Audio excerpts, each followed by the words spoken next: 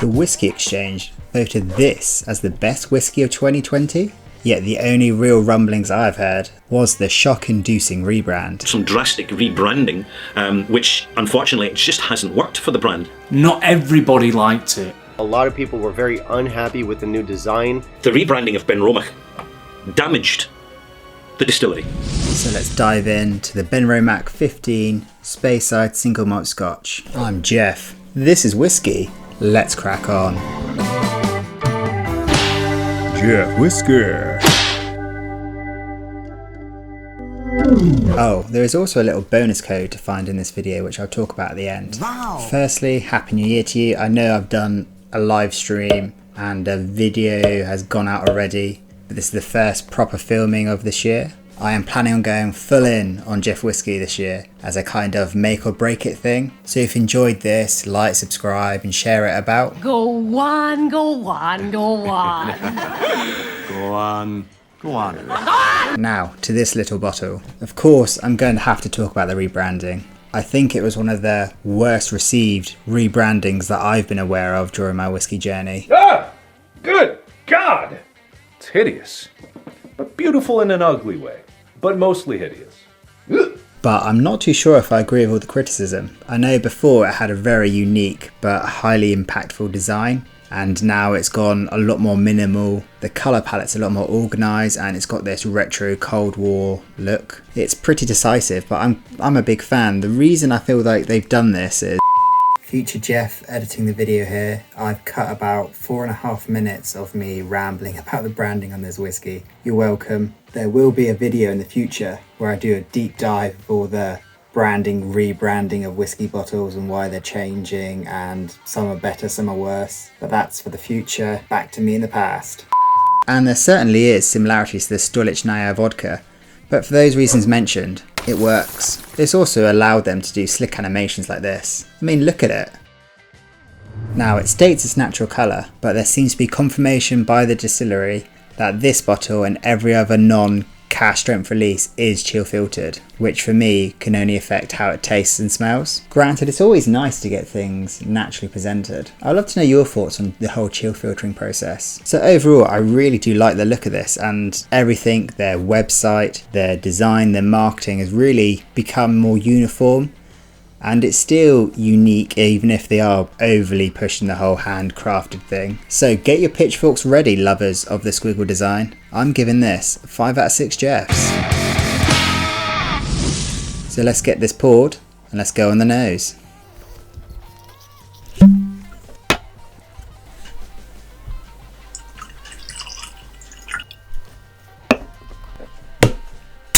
Everyone slaps their cork down, don't they?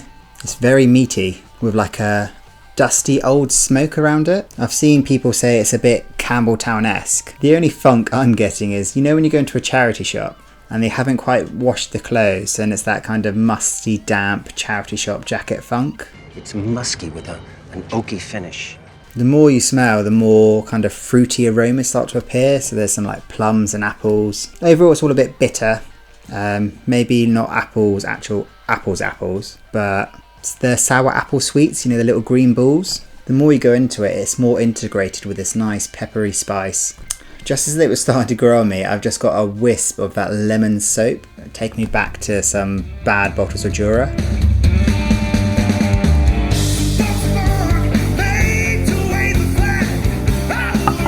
So the nose ain't bad at all, but there is room for improvement. So 4 out of 6 Jeffs.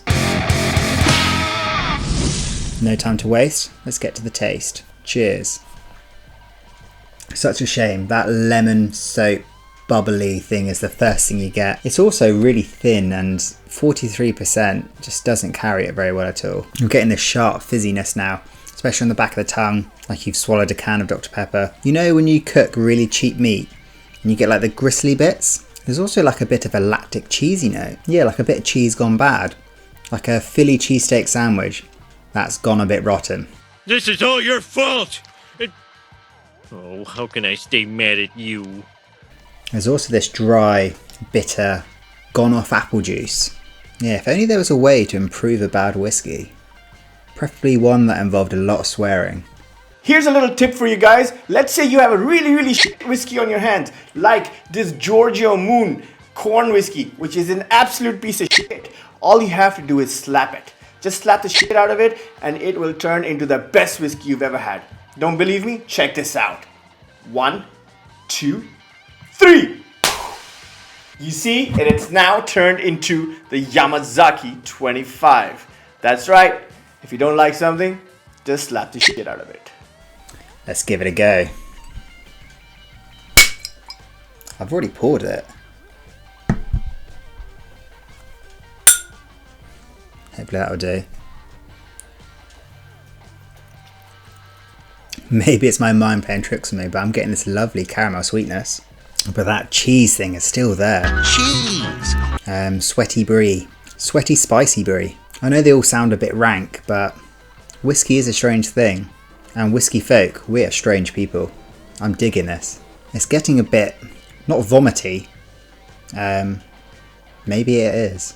But all the flavours are mixing a bit the more you sip, and I don't know if they mix well together. They all just feel like little loose notes. It's like a potentially great band, but all the instruments are out of sync and slightly off note. And the speakers are blown out, and it's in the room next to you, so you can't quite hear it, it's a bit muffled. That was a long comparison.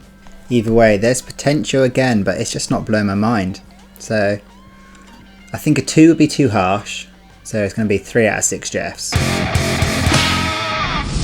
So let's talk about the value of this bottle. I honestly can't complain. I was lucky to win this from the Whisky Exchange alongside their rum and gin of that year. Always make sure to enter them competitions. A quick scout around, it seems to be just under £60, and by the current state of pricing, it's 15-year-old. It's not too bad. It's like, I would say it's very in the middle in terms of both quality and cost.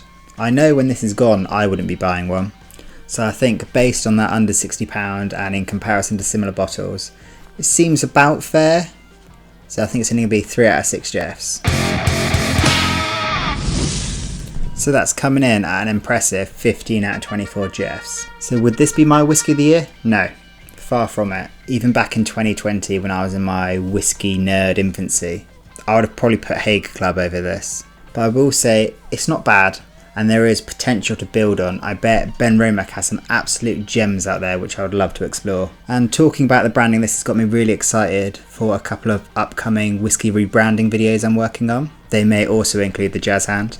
If you're looking at this kind of price bracket or for this kind of whiskey, I would suggest other alternatives such as Edgeador Signature Vintage, that's amazing.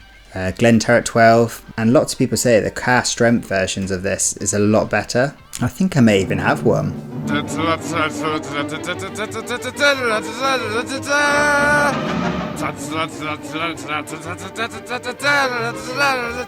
the way, tiny hand.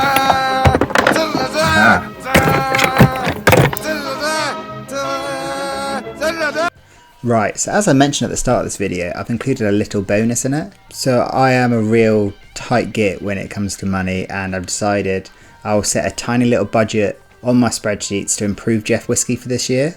Currently my mic is okay, my phone does alright filming, so I'm not sure I need to buy anything at the moment. Even these sunglasses are 8 years on and going strong. Therefore I've included a hidden code somewhere in this video to an Amazon gift card.